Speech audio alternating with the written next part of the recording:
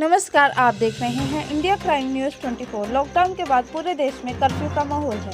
इस कर्फ्यू के चलते कुछ प्राइवेट अस्पताल ऐसे हैं जिन्होंने मरीजों को देखना बंद कर दिया था, जिस पर पेश है हमारी ग्राउंड जीरो पर खास रिपोर्ट। जब हमने जाकर प्राइवेट संस्थाओं में देखा और डॉक्टरों से बातचीत की तो पता चला कि डॉक्टर केवल इमरजेंसी और ओपीडी कर रहे हैं। अगर किसी को खांसी जुकाम होता है तो उसको तुरंत सरकारी अस्पताल भेजा जाता है। डॉक्टरों का कहना है कि हम इमरजेंसी सेवाएं 24 घंटे दे रहे हैं और ओपीडी सुबह 10 बजे से लेकर शाम तक ही देते हैं। ओपीडी में अगर कोई मरीज चेक करवाने आता है तो सबसे पहले गेट पर ही उसके सैनिटाइजर से हाथ साफ करवाए जाते हैं। उसके बाद ओपीडी की जाती है। अगर किसी के लक्षण खांसी जुकाम और छींकने के हों, उसे तुरंत सिविल हॉस्पिटल बटाला या फिर गुरदासपुर भेजा जाता है। इसके अलावा कोई भी आए तो हम उसकी जांच करके उसको दवाई लिखकर भेजते हैं। इसके साथ साथ हम सोशल मीडिया का सहारा भी ले रहे हैं। कुछ मरीज हमसे फ़ोन पर दवाई लिखवा लेते हैं, कुछ लोग व्हाट्सएप के जरिए हमसे दवाई लेते हैं। बटाला से बिन्नी लुथरा और रमन कुमार की खास रिपोर्ट। प्लीज़ हमारे चैनल को लाइक और सब्सक्राइब करें। ਅਸੀਂ हॉस्पिटल ਜਿਹੜੀ ਐਮਰਜੈਂਸੀ ਉਹ ਤਾਂ ਅਸੀਂ 24 ਘੰਟੇ ਕਰ ਰਹੇ ਹਾਂ। ਜੇ ਕੋਈ ਐਮਰਜੈਂਸੀ ਆਪਰੇਸ਼ਨ ਹੋ ਰਹੀ ਹੈ 24 ਘੰਟੇ ਹੀ ਉਦੋਂ ਵਾਸਤੇ ਅਵੇਲੇਬਲ ਹੈ।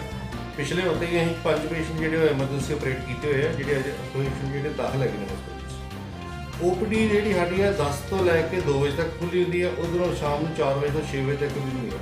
ਔਰ ਉਹਦੇ ਵਿੱਚ ਜਿਹੜੇ ਅਤੀ ਜ਼ਰੂਰੀ ਪੇਸ਼ੈਂਟ ਹੈ ਉਹਨਾਂ ਨੂੰ ਅਸੀਂ ਦੇਖਦੇ ਹਾਂ। ਜਿਹੜੇ ਪੇਸ਼ੈਂਟ ਨਹੀਂ ਦੇਖਣ ਵਾਲੇ ਉਹਨਾਂ ਨੂੰ ਅਸੀਂ ਕਹਿੰਦੇ ਹਾਂ ਕਿ ਤੁਸੀਂ ਆਹ ਦਵਾਈ ਜਾਂ ਸਾਨੂੰ ਟੈਲੀਫੋਨ 'ਤੇ ਕੰਟੈਕਟ ਕਰ ਲਓ। ਟੈਲੀਫੋਨ ਦੇ ਉੱਤੇ ਅਸੀਂ ਉਹਨਾਂ ਨੂੰ ਦਵਾਈਆਂ ਦਿਖਾ ਦਿੰਦੇ ਹਾਂ।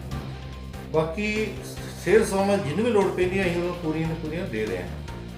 ਜਿਹੜੀ ਗੱਲ ਕੀਤੀ ਜਾਂਦੀ ਹੈ ਜਿਸ ਤਰ੍ਹਾਂ ਕਿ ਸ਼ੱਕੀ ਮਰੀਜ਼ ਆ ਜਾਵੇ ਤੁਹਾਡੇ ਕੋਲ ਉਹ ਵੀ ਕੀਤਾ ਜਾਂਦਾ। ਜੇ ਸਾਨੂੰ ਕੋਈ ਸ਼ੱਕੀ ਮਰੀਜ਼ ਲੱਗਦਾ ਕਿ ਤਾਂ ਕਿ ਗੇਟ ਦੇ ਉੱਤੇ 2 ਆਪਣੇ ਵਰਕਰ ਸਕਰੀਨਿੰਗ ਵਾਸਤੇ ਬਿਠਾਏ ਹੋਏ ਆ, ਜਿਹਨਾਂ ਕੋਲ ਸੈਨੀਟਾਈਜ਼ਰ ਦਿੱਤਾ ਹੋਇਆ, ਬਾਕੀ ਸਭ ਕੁਝ ਦਿੱਤਾ ਉਹਨਾਂ ਨੂੰ। ਉਹਨਾਂ ਦੀ ਪੂਰੀ ਹਿਸਟਰੀ ਲੈਂਦੇ ਆ, ਉਹਨਾਂ ਦਾ ਟੈਂਪਰੇਚਰ ਵੇਖਦੇ ਆ। ਜੇ ਕੋਈ ਸ਼ੱਕੀ ਮਰੀਜ਼ ਲੱਗਦਾ ਫਿਰ ਉਹਨਾਂ ਨੂੰ ਸਿਵਲ ਹਸਪੀਟਲ ਬਟਾਲੇ ਵਾਸਤੇ ਭੇਜਦੇ। ਇਸ ਤੋਂ ਇਲਾਵਾ ਗੱਲ ਕੀਤੀ ਜਾਵੇ ਤਾਂ ਪ੍ਰਪੋਰਸ਼ਨਲ ਕੀ ਯੂਜ਼ ਕਰ ਰਹੇ ਹੋ ਤੁਸੀਂ? ਅਸੀਂ ਜਿਸ ਤਰ੍ਹਾਂ ਗੇਟ ਦੇ ਉੱਤੇ 2 ਮੁੰਡੇ ਬਿਠਾਏ ਹੋਏ ਆ, ਉਹਨਾਂ ਨੂੰ ਸੈਨੀਟਾਈਜ਼ ਦਿੱਤੇ ਹੋਏ ਆ ਕਿ ਜਿਹੜਾ ਵੀ ਕੋਈ ਪੇਸ਼ੈਂਟ ਆਉਂਦਾ ਹੈ ਹਸਪੀਟਲ ਵਿੱਚ, ਕੋਈ ਐਮਰਜੈਂਸੀ ਆਉਂਦਾ ਹੈ ਜਾਂ ਕੋਈ ਬਹੁਤ ਜ਼ਿਆਦਾ ਜ਼ਰੂਰੀ ਹੈ, ਜਿੱਦਾਂ ਕਰੋਨਿਕ ਕੋਈ ਮਰੀਜ਼ ਹੈਗਾ ਜਿਹੜਾ ਪਹਿਲਾਂ ਦਵਾਈਆਂ ਖਾ ਰਿਹਾ, ਕੋਈ ਸ਼ੂਗਰ ਦਾ ਮਰੀਜ਼ ਹੈ ਜਾਂ ਕੋਈ ਦੂਸਰੀਆਂ ਉਹਨੂੰ ਜਿਹਨੂੰ ਕੋਈ ਬਹੁਤ ਜ਼ਿਆਦਾ ਜ਼ਰੂਰੀ ਵੇਖਣਾ, ਉਹਨੂੰ ਅਸੀਂ ਹਸਪੀਟਲ ਆਉਣ ਤੋਂ ਪਹਿਲਾਂ ਉਹਦੇ ਹੱਥ ਜਿਹੜੇ ਚੰਗੀ ਤਰ੍ਹਾਂ ਸੈਨੀਟਾਈਜ਼ਰ ਨਾਲ ਸਾਫ਼ ਕਰਵਾਏ ਜਾਂਦੇ ਆ।